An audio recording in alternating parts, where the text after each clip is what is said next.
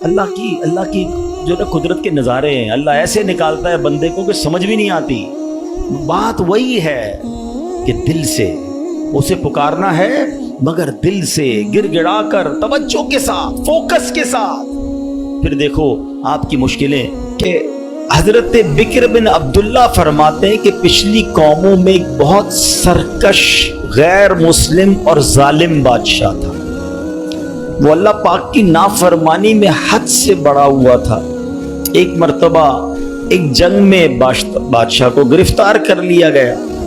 اب اتنا ظالم تھا کہ جنہوں نے گرفتار کیا تھا انہوں نے کہا اب اس ظالم بادشاہ کو تو تڑپا کے مارنا ہے۔ طے یہ پایا کہ اس کو ایسا کرو کہ تانبے کی ایک دیگ میں ڈالتے ہیں اور اس کو اونچی جگہ پر لٹکاتے ہیں اور نیچے ہمارے چینل کو لائک، شیئر اور سبسکرائب کرنا نہ بھولیں۔ آگ جلاتے ہیں تاکہ یہ جل بھون کر مر جائے۔ ایسے ہی کیا گیا، تانبے کی دیگ بنائی گئی، نیچے آگ لگا دی گئی۔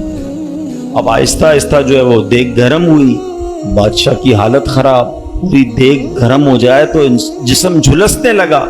اس نے پہلے تو جھوٹے خداؤں کو پکارا، مگر جس ساری زندگی جن کے آگے پیشانی رگڑی تھی انہوں نے کیا جواب دینا تھا؟ کسی نے کوئی جواب نہیں دیا، کوئی مدد نہیں آئی۔ اللہ اکبر! اب جب سب امیدیں ٹوٹ گئی نا، سب اس کو پتہ چل گیا کہ اب میرا آخری وقت آ گیا، اب میں گیا، اب میں مارا جاؤں گا۔ تو اب یہ بادشاہ جو تھا مسلمان نہیں تھا، اس نے مسلمانوں کے رب یعنی خداوند قدوس کو پکارنا شروع کر دیا۔ وہ کہتا ہے یا اللہ، یا رحمان، یا رحیم مدد فرما دے، اور بلند آواز سے لا الہ الا اللہ پڑھنا شروع کر دیا۔ اب بادشاہ نے اس مشکل گھڑی میں اللہ سے توبہ بھی کی کہ اللہ مجھے معاف کر دے اور بس مجھے بچا لے، اب میں تیری عبادت کروں گا، اب تک جو کیا مجھے معاف کر دے۔ بلند آواز سے لا الہ الا اللہ، اس دیگ میں بیٹھا ہوا ہے، نیچے آگ لگی ہوئی ہے۔ دیکھو کریم نے اس کی پکار کیسے سنی کہ بارش برسنا شروع ہو گئی۔